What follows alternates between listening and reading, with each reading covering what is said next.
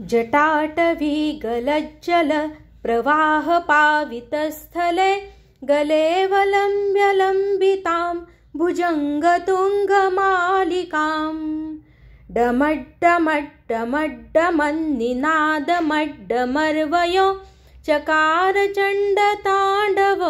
तनोतु न शिवं शिवम्।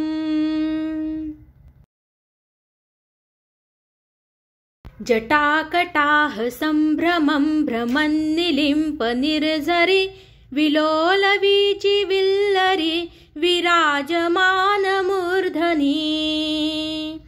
धगद्धगद्धगज्ज्वलल्ललाटपट्टपावके किशोरचन्द्रशेखरे रतिप्रतीक्षणं मम। धराधरेन्द्रनन्दिनी विलासबन्धुबन्धुर स्फुरद्दिगन्तसन्तति प्रमोदमानमानसे कृपाकटाक्षधोरणि निरुद्धदुर्धरापदि क्वचिद्दिगम्बरे मनो विनोदमेतु वस्तुनि। जटाभुजङ्गपिङ्गलस्फुरत्फणामणिप्रभा कदम्बकुङ्कुमद्रव प्रलिप्तदिग्वधूमुखे मधान्धसिन्धुरस्फुरत्वगुत्तरीयमेदुरे मनोविनोदमद्भुतं विभूर्तभूतभर्तरी। सहस्रलोचनप्रभुत्वशेषलेखशेखरे प्रसूनधूलिधोरणि विधूसरादिपीठभू भुजङ्गराजमालया निबद्धजाटजूटक श्रियै जायता चकोरबन्धुशेखर। ललाटचत्वरज्ज्वलद्धनञ्जयस्फुलिङ्गभा निपीतपञ्चसायकं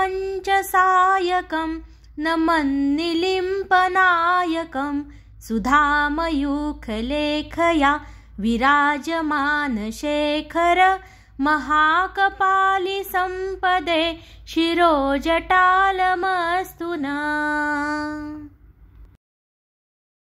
करालभालपट्टिका धगद्धगद्धगज्ज्वलल् धनञ्जयाहुतीकृता प्रचण्डपञ्चसायके धराधरेन्द्रनन्दिनी कुचाग्रचित्रपत्रक प्रकल्पनैकशिल्पिनी त्रिलोचने रति नवीनमेघमण्डली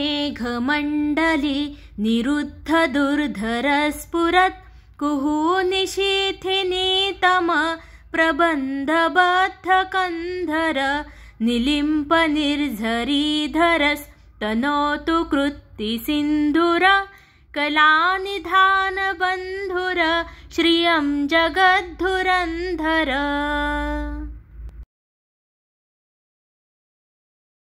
प्रफुल्लनीलपङ्कज प्रपञ्चकालिमा प्रभा वलम्बिकण्ठकन्दले रुचिप्रबद्धकन्धरं स्मरच्छिदं पुरच्छिदं भवच्छिदं मखच्छिदं गजच्छिदान्धकच्छिदं तमन्तकच्छिदं भजे। अखर्व सर्वमङ्गला कला कदम्बमञ्जरी रसप्रवाह माधुरी वृजम्भणा मधुव्रतं स्मरान्तकं पुरान्तकं भवान्तकं मखान्तकं गजान्तकान्धकान्तकं तमन्तकान्तकं भजे।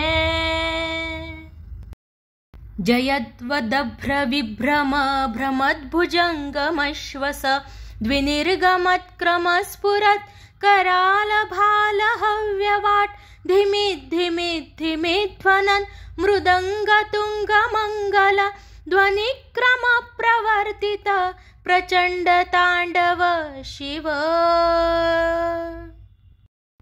दृशद्विचित्रतल्पयोर्भुजङ्गमौक्तिकस्रजोर्गरिष्ठरत्नलोष्टयो सुहृद्विपक्षपक्षयो तृणारविन्दचक्षुषो प्रजामही महेन्द्रयो समप्रवर्तिकः कदा सदाशिवं भजाम्यहम् कदा निलिम्पनिर्झरी निकुञ्जकोटरे वसन् विमुक्तदुर्मती सदा शिरस्तमन्त्रलिं वहन् विलोललोललोचनो ललामभाललग्नकः शिवेति मन्त्रमुच्चरन् कदा सुखी भवाम्यहम्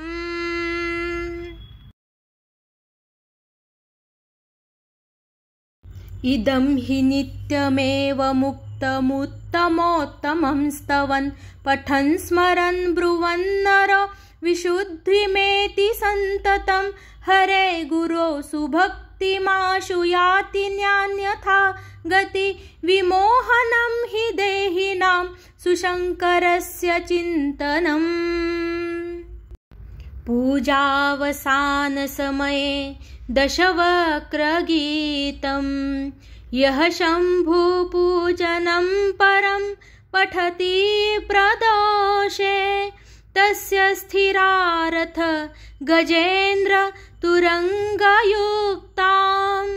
लक्ष्मी सदैव सुमुखे प्रददाति शम्भु